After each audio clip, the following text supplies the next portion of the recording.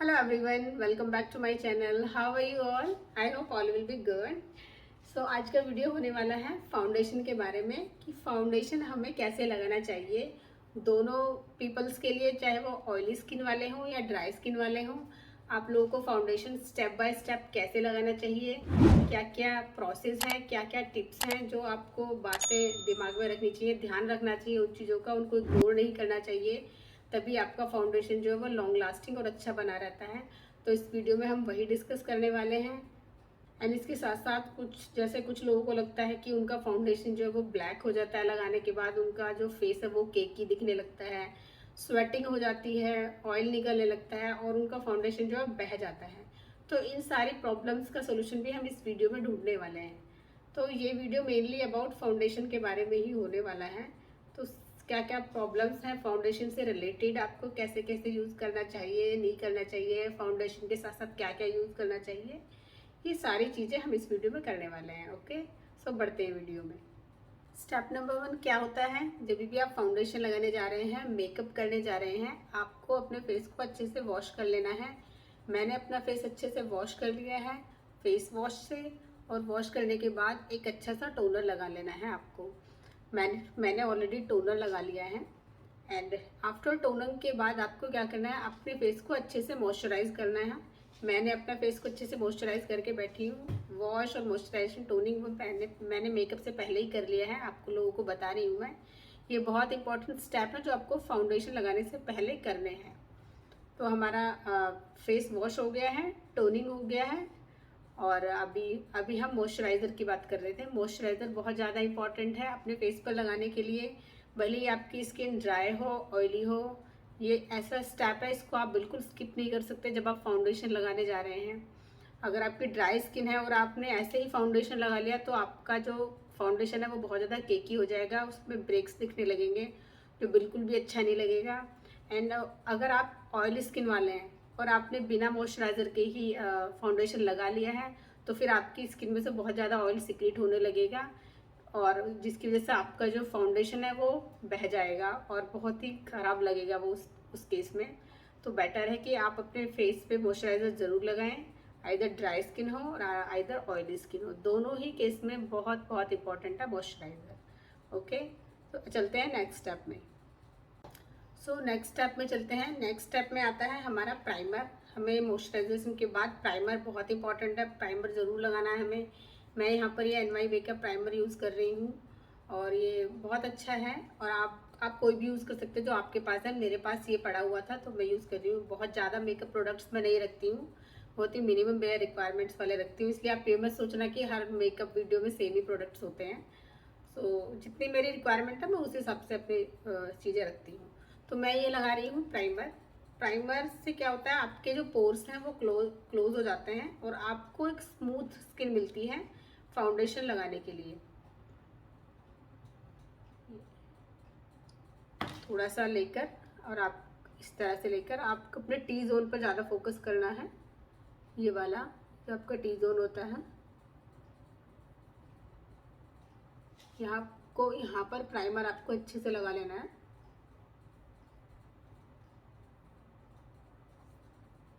इस तरह से। जब हमारे पोर्स है ना क्लोज हो जाते हैं तो हमारा ऑयल जो सीक्रेशन है वो कम हो जाता है, या ऑयल सीक्रेट होता ही नहीं है मैं बोलूँगी, क्योंकि एक तो हम पहले से ही पूरे स्टेप्स करते आ रहे हैं। वॉश कर लिया, मॉइस्चराइजेशन कर लिया है और अब प्राइमर भी लगा लिया है, तो ऑयल सीक्रेट होने के चांसेस जो है कम हो जाते हैं, जिससे हमारा फाउंडेशन जो है वो काफ़ी देर तक टिका रहता है। तो ये हो गया प्राइमर वाला स्टेप। और प्राइमर के बाद अब हम चलते हैं अपने फाउंडेशन वाले स्टेप में। फाउंडेशन कौन सा लगा रही हूँ मैं, वही मेरा सेम फाउंडेशन है, ये मेबलिन फिटमी का। आपके पास जो भी फाउंडेशन है वो कोई भी फाउंडेशन लगा सकते हैं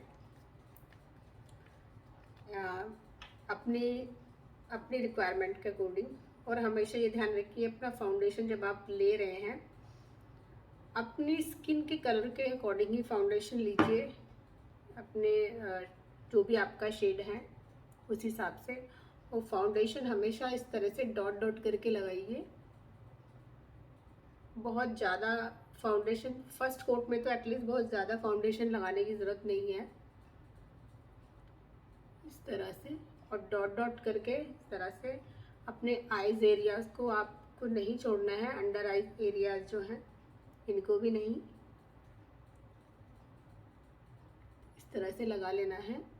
और मैं यहाँ पर इसको ब्लेंड करने के लिए यहाँ पर ब्यूटी ब्लेंडर यूज़ करूँगी। आप कुछ भी यूज़ कर सकते हैं, बिकॉज़ ये मेरा फेवरेट वन है और मैं मोस्टली मेकअप्स में यही यूज़ करती हूँ। आपने देखा होगा अगर आप मेरे वीडियोस देखते हैं तो, मेकअप वीडियोस, बिकॉज़ ये मुझे ओवरऑल बहुत पसंद है। आप ब्रश भी यूज़ कर सकते हैं, जो भी आपको पसंद हो आप अपने अकॉर्डिंग। इवन मैं तो बोलती हूँ आप फिंगर्स भी यूज़ कर सकते हैं अपनी। ये देखिए अपने आईज में जो लगाया है वो आपको ये पॉइंटेड जो है एंड्स ब्लेंडर के, इससे आपको कर लेना है, सेट कर लेना है इस तरह से। अगर आप सारे स्टेप्स अच्छे से फॉलो करके फाउंडेशन लगाएंगे तो आपका फाउंडेशन बहुत लॉन्ग लास्टिंग और अच्छा रहता है, बिल्कुल भी ख़राब नहीं होगा। और जहाँ पे अगर आपके कहीं भी डार्क एरियाज हैं, जैसे हमारे अंडर आई एरिया हो गए, अपर आई हो गया, कॉर्नर्स हो गए, लिप कॉर्नर्स हो गए, नोज़ कॉर्नर्स हो गए, जो भी अगर कहीं भी आपके डार्क एरियाज है, पिंपल के मार्क्स वगैरह हो गए, तो वहाँ पर आप फाउंडेशन को रीअप्लाई भी कर सकते हैं। इस तरह से मैं आपको करके दिखाती हूँ, इस तरह से। तो उस केस में आपको कंसीलर करने की भी ज़रूरत नहीं है और अलग से कुछ इस तरह से यहाँ पर लगाने की ज़रूरत नहीं है। तो फाउंडेशन से ही आपका सारा काम हो जाएगा। जैसे यहाँ पर हमारा मोस्टली लोगों का, मेरे तो खैर नहीं है, पर जिन लोगों को डार्क सर्कल्स होते हैं तो वो इस तरह से रीएप्लिकेशन कर सकते हैं फाउंडेशन का, जिससे क्या होता है डार्क स्पॉट्स भी कवर हो जाते हैं। अगर जो डार्क एरियाज हैं वो भी कवर हो जाते हैं। आईज के अराउंड जो डार्कनेस रह गई है या लिप्स के अराउंड, वो सब कवर हो जाते हैं। जो प्रोडक्ट थोड़ा सा बचा है आपका इसमें फाउंडेशन में, सॉरी ब्लेंडर में, उसको आप अपने ईयर एरिया में और ये अपने नेक एरिया में अप्लाई कर लें, जिससे आपका जो नेक एरिया है और फेस एरिया है इवन दिखाई दे, डिफरेंट ना दिखाई दे। नेक को भी हमेशा फाउंडेशन ज़रूर लगाएं। तो इस तरह से ये फाउंडेशन वाला पार्ट हो गया है। ये देखिए, अब मैं बोल रही हूँ आपका फाउंडेशन बेस आपका अच्छे से हो गया है, तो आप आगे वाले स्टेप्स भी अच्छे से कर सकते हैं, इजीली कर सकते हैं। I just mean that. तो फाउंडेशन हो गया है यहाँ पर, और अब चलते हैं फाउंडेशन के बाद जो मोस्ट इम्पॉर्टेंट स्टेप है वो है कॉम्पैक्ट। आप कॉम्पैक्ट कौन सा लगा रहे हैं? कॉम्पैक्ट भी बहुत ज़रूरी है। आप ऑयली स्किन वालों के लिए तो मस्ट है, मस्ट मस्ट। मैं बोल रही हूँ कि बिना कॉम्पैक्ट के तो ऑयली स्किन का तो मेकअप होता ही नहीं है। एंड अगर आप ड्राई स्किन वाले हैं तो आप एक बार को स्किप कर सकते हैं, जैसे विंटर्स वगैरह में, क्योंकि उससे क्या होता है आपकी स्किन और ज़्यादा ड्राई लगेगी। वो आप अपने अकॉर्डिंग, आपकी स्किन क्या फील करती है, क्या बोलती है, उसके अकॉर्डिंग आपको डिसाइड करना है। तो मेरी स्किन तो बहुत ऑयली है, तो मैं तो अभी यहाँ कॉम्पैक्ट लगाने वाली हूँ। तो इस तरह से कॉम्पैक्ट लगाना है। जैसे भी आपका तरीका है कॉम्पैक्ट लगाने का, कैसे भी आप लगाते हैं, मैं तो इस तरह से ये लेकर इसमें डैप कर करके और इसको अच्छे से पुश कर देती हूँ स्किन में, डैप कर करके। बिल्कुल भी आपको इसको ऐसे घिसना नहीं है, रगड़ना नहीं है। या फिर आप ब्रश यूज़ कीजिए, कॉम्पैक्ट लगाने वाला जो होता है ना, या पाउडर लगाने वाला ब्रश जो होता है वो यूज़ कर सकते हैं। बट मुझे ये बहुत अच्छा लगता है इस तरह से इससे लगाना। ये भी मैंने रिसेंटली ख़रीदा था। मोस्टली मेरे मेकअप वीडियोस में मैं यही यूज़ करती हूँ। तो ये भी हो गया है कॉम्पैक्ट। ये देखिए, तो यहाँ पर ये देखिए हमारा बेस रेडी हो गया है, कितने अच्छे से स्मूथ लग रहा है। ये सारे स्टेप हैं जो आपको फॉलो करने हैं एक बेस को बनाने के लिए। And I am definitely sure अगर आप स्टेप बाय स्टेप इस तरह से सारे स्टेप फॉलो करके फाउंडेशन लगाएंगे तो आई प्रॉमिस कि आपका मेकअप बिल्कुल बहुत ही मस्त लगेगा, कहीं भी नहीं जाएगा, टिका रहेगा बहुत देर तक। चाहे गर्मी हो या कितनी भी स्वेटिंग हो, आपका मेकअप कहीं नहीं जाने वाला है, लॉन्ग लास्टिंग रहेगा, बहुत देर तक टिका रहेगा। यस तो मैं आपको बताने वाली थी कि अगर मैंने यहाँ पे ब्लेंडर यूज़ किया है, जैसे जो मुझे बहुत पसंद है, बहुत कन्वीनियंट लगता है मुझे, और इस पर क्या होता है ना, प्रोडक्ट आपका वेस्ट भी नहीं होता, और जितना आपकी स्किन को रिक्वायरमेंट होती है उतना ही प्रोडक्ट आपकी स्किन में जाता है, और बाकी प्रोडक्ट को ब्लेंडर अब्जॉर्ब कर लेता है। तो कहीं भी बहुत ज़्यादा आपका फेस जो है हैवी नहीं लगता, और बहुत ज़्यादा लेयरिंग नहीं लगती आपके फेस पे। तो इसलिए मुझे तो बहुत ज़्यादा ब्लेंडर यूज़ करना पसंद है। आप फिंगर्स भी यूज़ कर सकते हैं। फिंगर्स अगर आप यूज़ कर रहे हैं तो आप ध्यान रखिए कि आप जब भी आप फाउंडेशन इस तरह से लगा रहे हैं तो आपको ऐसे घिसना नहीं है फिंगर से। हमेशा फाउंडेशन अपना लोअर साइड में इस तरह से करके लगाना है फिंगर से, ना अप साइड लगाना है ना घिसना है आपको, लोअर साइड में। बिकॉज हमारे जो फेशियल हेयर्स की ग्रोथ होती है वो डाउनवर्ड होती है, तो इस वजह से हमारा जो फेस है वो स्मूथ लगता है आफ्टर फाउंडेशन। वरना अगर आप ऊपर की साइड में करेंगे तो जो हेयर्स की डायरेक्शन है वो ऊपर दिखेगी, और हमारा फेस जो थोड़ा सा खुरदरा सा दिखेगा, जो कि बिल्कुल अच्छा नहीं लगेगा।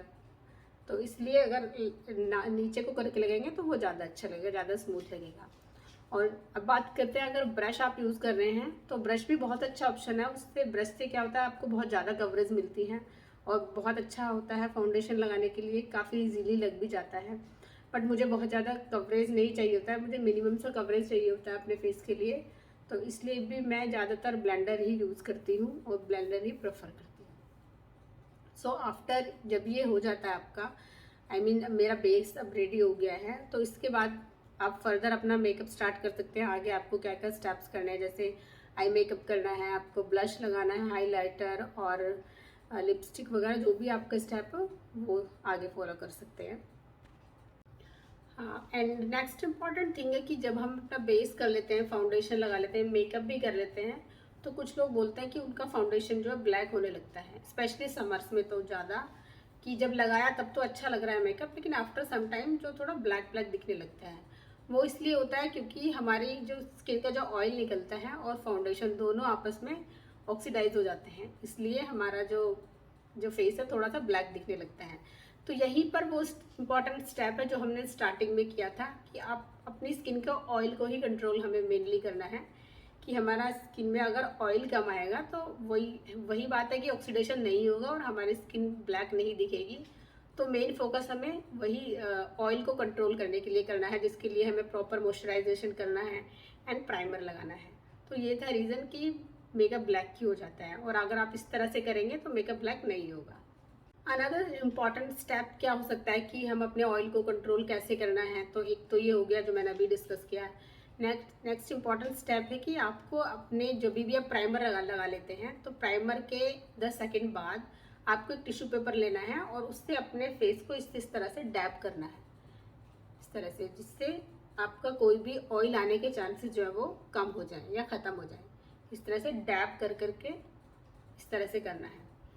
एंड फिर इसके बाद आप फाउंडेशन लगाएंगे, तो फाउंडेशन के बाद भी 10-15 सेकेंड बाद, इमिडिएटली नहीं वरना फाउंडेशन ही पूरा निकल जाएगा, 10-15-20 सेकेंड बाद आपको अपने फाउंडेशन को टिश्यू पेपर लेकर इस तरह से डैप करना है, सेम जैसे जैसे पहला वाला स्टेप किया था इस तरह से। इस प्रोसेस को बोलते हैं ब्लोटिंग। तो आप अपने चेहरे की ब्लोटिंग करनी है 2 बार, एक बार प्राइमर के बाद करनी है, एक बार फाउंडेशन के बाद करनी है। इससे क्या होगा, आपका फेस जो स्मूथ दिखेगा और जो ऑयल का सिक्रेशन भी है वो कम हो जाएगा। तो ऑयल का सिक्रेशन कम हो जाएगा तो आपकी जो सिबेसियस ग्लैंड्स हैं वो भी सीबम कम प्रोड्यूस करेंगी, सीबम कम प्रोड्यूस होगा, ऑयल कम प्रोड्यूस होगा, तो ऑक्सीडेशन के चांसेस भी कम हो जाएंगे, और आपका जो फाउंडेशन है वो फ्रेश बना रहेगा, ब्लैक नहीं दिखेगा, और आपका चेहरा भी फ्रेश बना रहेगा। नेक्स्ट इम्पॉर्टेंट स्टेप जो हमने फर्स्ट वीडियो के स्टार्टिंग में डिस्कस किया था वो था अपनी स्किन की पीएच लेवल को आपको बैलेंस करना है। वो कैसे करना है, आपको एक अच्छी क्वालिटी का टोनर यूज़ करना है। टोनर का मेनली पर्पज़ यही होता है कि आपकी स्किन के पीएच को बैलेंस कर देते हैं और हमारे पोर्स को टाइट करते हैं, जिसकी वजह से भी वो ऑयल कम सीक्रेट होता है और हमारा फाउंडेशन अच्छा बना रहता है। एंड अब मैं नेक्स्ट टिप जो बोलने वाली हूँ वो ड्राई स्किन वालों के लिए है। ड्राई स्किन वालों को मेनली प्रॉब्लम क्या होती है कि उनका उनका जो फेस है, उनका जो फाउंडेशन है वो केकी दिखने लगता है, लेयरिंग सी दिखने लगती है उसमें, जो कि ब्रेक दिखने लगता है, जो कि बिल्कुल अच्छा नहीं लगता। तो इसके लिए आपको नंबर 1 स्टेप तो हो ही गया मॉइस्चराइजेशन, जो कि बहुत ही ज़्यादा ज़रूरी है, बहुत ज़्यादा मैं बोलूँगी। इसके बिना तो ड्राई स्किन वालों का मेकअप हो ही नहीं सकता। तो मॉइस्चराइजेशन आपने अच्छे से कर लिया है और अब आप अच्छे से फाउंडेशन भी लगा लिया है, तो आप क्या कर सकते हैं कि आप कॉम्पैक्ट ना लगाइए, जिसकी वजह से आपकी जो स्किन है वो ड्राई नहीं होगी। आप ये स्टेप फॉलो कर सकते हैं। और एक और चीज़ कर सकते हैं आप अपने फाउंडेशन में, क्या है, आपके पास कोई भी अपना फेशियल ऑयल है, 1-2 ड्रॉप आप उसकी ऑयल की डाल सकते हैं अपने फाउंडेशन में मिक्स करके इस तरह से, तब आप अपने फेस पर अप्लाई कर सकते हैं, जिसकी वजह से आपके फाउंडेशन में एक्स्ट्रा मॉइस्चराइजेशन आपको मिलेगा। और क्योंकि उसमें आपने अपना फेशियल ऑयल ऐड किया है, तो इसकी वजह से भी आपका जो मेकअप है वो केकी नहीं दिखेगा और स्मूथ दिखेगा, ग्लासी दिखेगा। तो ये सारे स्टेप्स हैं जो भी आपको फॉलो करने चाहिए, ऑयली स्किन वाले हो या ड्राई स्किन वाले हो। जब भी आप अपना मेकअप लगा रहे हैं, फाउंडेशन लगा रहे हैं, ये सारे स्टेप आप 1 बाय 1 करके फॉलो कीजिए, तो आपका मेकअप लॉन्ग लास्टिंग और स्मूथ बना रहता है काफ़ी टाइम तक, और एज इट इज़ बना रहता है जैसा आपने किया है। तो ये था video all about foundation and step by step foundation कैसे लगाना है इस बारे में। आप बताइएगा मुझे आपको कैसा लगा ये मेरा फाउंडेशन वाला वीडियो। अच्छा लगा हो तो प्लीज़ लाइक कीजिएगा एंड मेरे वीडियोस को शेयर भी कीजिएगा, मेरे चैनल को सब्सक्राइब भी कीजिएगा प्लीज़। एंड मेरे चैनल में जो बेल बटन होता है उसको भी प्रेस कीजिएगा, जिससे आप मेरा कोई भी वीडियो मिस ना कर पाएँ। ओके, सो मिलते हैं नेक्स्ट वीडियो में, but most important, be smile because smile is a free therapy. Okay, so bye bye.